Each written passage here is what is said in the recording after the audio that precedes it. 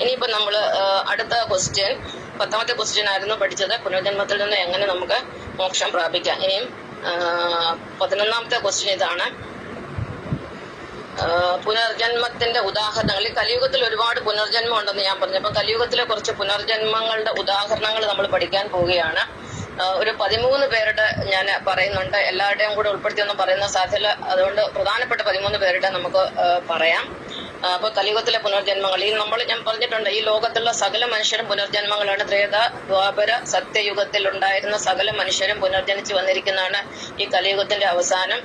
എല്ലാവരുടെ ലക്ഷ്യം ഭഗവാനെ പ്രാപിക്കുക എന്നുള്ളതാണ്, ഭഗവാനെ ദർശിക്കുക എന്നുള്ളതാണ്. അതൊക്കെ സാധിക്കും.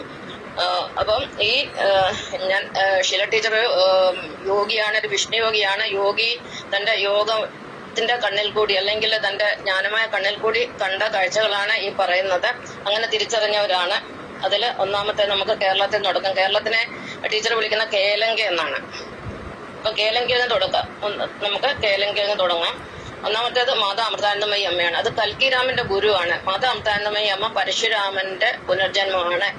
കൽക്കി പുരാണം അനുസരിച്ച് കൽക്കിരാമന് ആത്മവിദ്യ പറഞ്ഞു കൊടുക്കുന്നത് പരശുരാമൻ എന്നാണ്. അത് കറക്റ്റാണ്.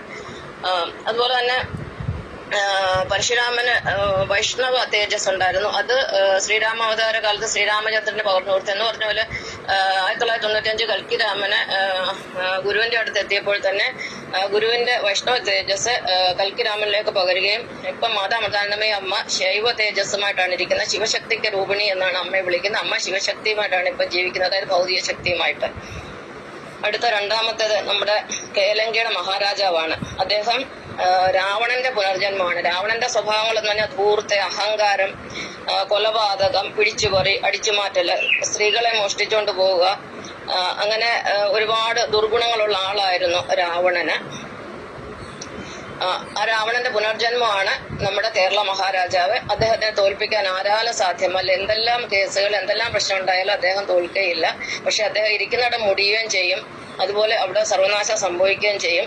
ലോകത്തിന്റെ വെറുപ്പെല്ലാം അദ്ദേഹം വാങ്ങിച്ചു കൂട്ടുകയും ചെയ്യും. കാരണം രാവണൻ അങ്ങനെയായിരുന്നു സംഭവിച്ചത്. രാവണൻ അവസാനം വെറുപ്പെല്ലാം വാങ്ങിച്ചു കൂട്ടി അവസാനം സ്വയം രാമന്റെ കൈ കൊണ്ട് ചാകാനായിരുന്നു വിധി. ഇനി മൂന്നാമത്തേത്, രാവണൻ ഉണ്ടെങ്കിൽ കുംഭകർണൻ ഉണ്ടാവില്ല. അവിടെ നമ്മുടെ കേരളത്തിൽ ചിറ്റപ്പൻ എന്ന് വിളിക്കുന്ന ഒരാളുണ്ട്. പേരൊക്കെ കറക്റ്റ് ആണ്, പേരൊന്നും ഞാൻ പറയുന്നില്ല. ചിറ്റപ്പൻ എന്ന് വിളിക്കുന്ന ഒരാളുണ്ട്. അദ്ദേഹം കുംഭകർണന്റെ പുനർജന്മമാണ്. അതുകൊണ്ടാണ് അദ്ദേഹത്തെ ചിറ്റപ്പൻ എന്ന് വിളിക്കുന്നത്. രാവണന്റെ അനുജനാണല്ലോ കുംഭകർണൻ. അടുത്തത് നാലാമത്തേത് കേലങ്കയില് മാമൻ, അപ്പം മാമൻ എന്നൊക്കെ വിളിക്കുന്ന ഒരാളുണ്ട്. അദ്ദേഹം മാരീചൻ